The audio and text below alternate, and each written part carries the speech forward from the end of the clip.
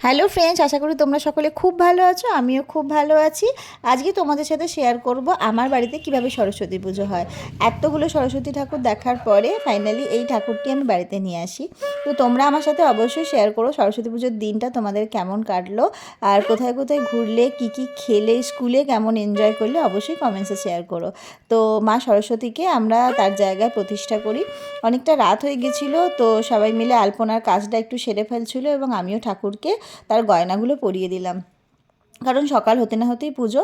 তো সকালবেলা উঠেই স্নান সেরে আমি ঠাকুরের আলপনাটা দিয়ে নিলাম বেদির সামনে, আর সকলে মিলে জোগাড়ে বসে গিয়েছিলাম। মিষ্টি চন্দন বাটছিল আর আমরা ফল কাটা, পঞ্চপ্রদীপ সাধারণ এগুলো করছিলাম। ঠাকুরমশাই আসতে যেহেতু অনেকটা লেট করছিল, সেই ফাঁকে আমি মিষ্টিকে রেডি করে দিলাম, কারণ এরপরেও স্কুলে যাবে। দেখো, এটা হচ্ছে মিষ্টির ফাইনাল লুকটা। তারপর ঠাকুরমশাই এসে গেল এবং আমার পুজোও শুরু হয়ে গিয়েছিল। তো পুজোর সমস্ত জোগাড় দেখো নিখুঁতভাবে করেছিলাম যতটা পেরেছি। মিষ্টির ঘুমুর আর মিষ্টির পুরস্কার মায়ের চরণে প্রতি বছরের ন্যায় আমি দিয়ে দিয়েছিলাম। এরপর শুরু হলো পুষ্পাঞ্জলি।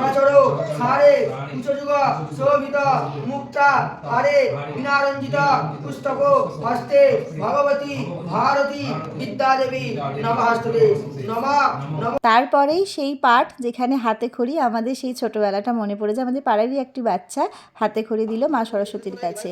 আর গোপালও ছিল, কিন্তু সরস্বতী পুজো হবে আর মিষ্টির ভাই আসবে না তা তো হয় না, তো গোপালও এসেছিল। তারপরে হলো আরতি। আর আমার স্টুডেন্টরা একবারে সবাই আসেনি, সবাই ঘুরে ফিরে মাঝে মাঝে ধাপে ধাপে দল বেঁধে এক এক দল আসছিল। তো ঠাকুরের আরতি হয়ে গেল, আর তারপরে শুরু হলো হোম। তো সমস্ত হোমের জোগাড় কমপ্লিট করেই রেখেছিলাম আগে থেকে। তো দেখো হোম হচ্ছে। তো হোমটা কমপ্লিট হয়ে যাওয়ার পরে আমরা সকলে হোমের টিপ করলাম, এবং তারপরেও কিছু স্টুডেন্ট বাড়িতে এসেছিল প্রসাদ খাওয়ার জন্য। তারপরে অনেকটা সময় তাদের সাথে কাটিয়ে অনেকটা আনন্দ করে আমি আর মিষ্টি বেরোলাম মিষ্টির স্কুলের উদ্দেশ্যে। দেখো, আমি আর মিষ্টি বেরিয়ে পড়েছি স্কুলের জন্য। মা মেয়ে দুজনে সুন্দর করে সাজুগুজু করে স্কুলের দিকে গেলাম। তো মিষ্টি পড়ে পাল রোজারি হাই স্কুলে। তো ওর স্কুলের অনেকটা লেটে আমরা পৌঁছেছিলাম, কারণ পুজো হতে অনেকটা দেরি হয়ে গেছিলো। তো চলো তোমাদেরকে দেখাই ওর স্কুলের ঠাকুরটা।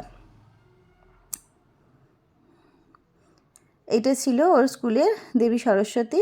খুব সুন্দর প্রতিমাটা, খুব সুন্দর লাগছিল। আর ওদের স্কুলে বসিয়ে খাওয়া দাওয়ার ব্যবস্থা ছিল না, ওদের স্কুলে প্যাকেট সিস্টেম ছিল। তো ওখান থেকে প্যাকেট নিয়ে আমরা বেরিয়ে পড়লাম। তারপরে মিষ্টি একটুখানি মাজা খেলো, কারণ ও খুব ক্লান্ত হয়ে গিয়েছিল।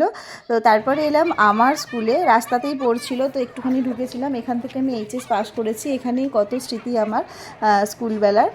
তো খুব ভালো লাগলো। তারপর আস্তে আস্তে যে কটা ঠাকুর দেখা হলো সেগুলো দেখতে থাকলাম, কারণ দুপুর হয়ে গেছিলো, মিষ্টিরও খিদে পেয়ে গিয়েছিলো। তো এখানেই একটা বড় ক্লাবে সরস্বতী পুজো হয়েছিল, সেখানে পুজোর সাথে সাথে আঁকার কম্পিটিশানও হয়েছিল। কত সুন্দর সুন্দর ছবি এখানে লাগানো ছিল, মিষ্টি ঘুরে ঘুরে দেখছিল, অনেক ছবিও খুব পছন্দ হচ্ছিল। তো এটা হচ্ছে আমার মানে বাপের বাড়ির কাছে পাড়ার ঠাকুর। খুব সুন্দর এই ঠাকুরটা। তারপর বাড়ি এসে একটু খাওয়া দাওয়া করে রেস্ট নিতেই আবার সন্ধ্যা আরতি এবং সন্ধ্যাবেলা শীতল দেওয়ার কাজ শুরু হলো। সমস্ত কিছু রেডি করে দেখো আরতি হচ্ছে মায়ের। তারপরে সকলে মিলে প্রসাদ খাওয়া হলো। আমার সন্ধ্যাবেলা কয়েকজন স্টুডেন্ট এসেছিলো, আর প্রসাদ খাওয়া দাওয়ার পরেই গোপাল তার বাড়ি চলে গেল, এবং আমার মেয়েকে রাত হয়ে যাওয়ার জন্য তাকে চাদর ঢাকা দিয়ে আমিও শুতে গেলাম। তো নেক্সট পার্টটা অবশ্যই আসবে তাড়াতাড়ি। খুব ভালো থেকো, টাটা।